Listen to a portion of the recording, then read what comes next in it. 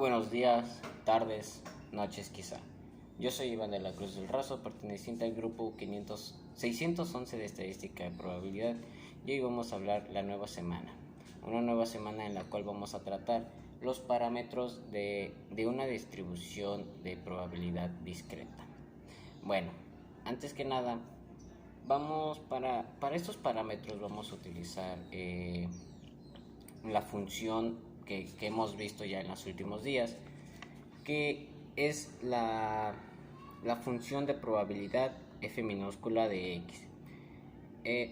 Esta función va a ser de x claramente en forma de una tabla, esta tabla de distribución de probabilidad, y con esta vamos a calcular la media, la varianza y la desviación estándar. Comenzando con la media, recordamos que la media es una medida de tendencia central, es decir, un promedio.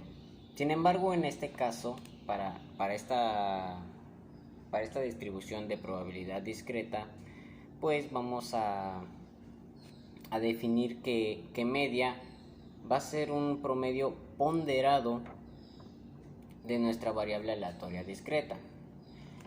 Esta media tiene por consiguiente esta fórmula, donde nos va a decir que la media o el valor esperado de x, claramente, de nuestra variable aleatoria discreta, va a ser igual a la suma de x por f minúscula de x. Posteriormente, la varianza. Esta varianza, pues recordamos que la varianza es una medida de dispersión. Sin embargo, también va a cambiar un poco. Para nuestra variable aleatoria discreta, va a ser igual a un promedio ponderado, pero de las variaciones de nuestra variable. Por consiguiente, tiene esta fórmula. Sin embargo, nosotros vamos a utilizar esta. Esta fórmula nos dice que sigma al cuadrado es igual a la varianza de x, que es igual a la sumatoria de x al cuadrado por f minúscula de x menos la media al cuadrado.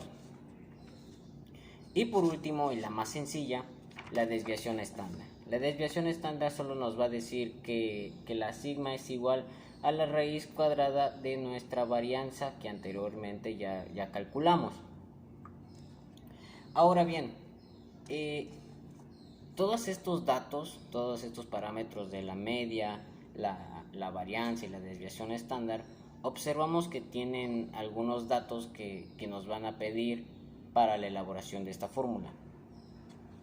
Para facilitar esto, para facilitar el buscar estos números, vamos a estar utilizando esta pequeña tabla, donde en esta tabla vamos a colocar x, nuestra variable aleatoria discreta, f de x, es decir, el promedio de x, f minúscula de x por f minúscula de x al cuadrado y x al cuadrado por f minúscula de x.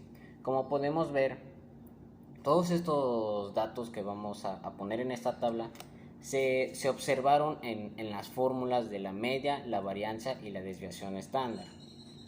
¿Esto para qué? Porque cuando nosotros no tengamos todo esto lleno, simplemente nosotros vengamos a esta tabla y realicemos las fórmulas correspondientes y hacerlo de manera más rápida. Ahora bien, ¿para qué sirve el cálculo de todos estos parámetros en una distribución de probabilidad discreta? Es muy fácil. Básicamente con esto se sintetiza o se resume la información dada por una tabla, ya sea la tabla que vimos hace rato o la tabla del inicio. Ahora, sabiendo cómo calcular todos estos parámetros, se nos asignó un pequeño ejercicio en el cual nos dice que en una rifa se vendieron 1500 boletos a 20 pesos. Cada uno, claramente. Ahora, dice que existen dos premios, un bono de 3000 y un bono de 6000 pesos. Si nosotros compramos uno, ¿cuál es la ganancia o pérdida que se espera obtener? Ahora, para responder esta pequeña pregunta vamos a tener que hacer un análisis bastante cortito y vamos a tener que hacerlo manual. Vamos a tener que sacar y utilizar nuestros parámetros y la tabla. Básicamente, después de obtener las probabilidades de ganar tales premios, ya sea 3.000 o 6.000, después de obtener las probabilidades de obtener estos premios, posteriormente con estas promedios, vamos a sacar todas las medidas tales como la media, la varianza y la desviación estándar, utilizando claramente esta tabla. Se puede, una vez teniendo todos estos datos, se puede dar inicio a determinar si se trata de una ganancia o de una pérdida, ya sea el caso. Pues bueno, una vez yo teniendo esta tabla completa y después de sacar todos los datos, de hacer el proceso, se determinó que se trata de una pérdida. Pues al comprar un boleto en el premio, si se da el premio de 3.000, se pierde 1.95, mientras que en el de 6.000 se llega a perder 3.95.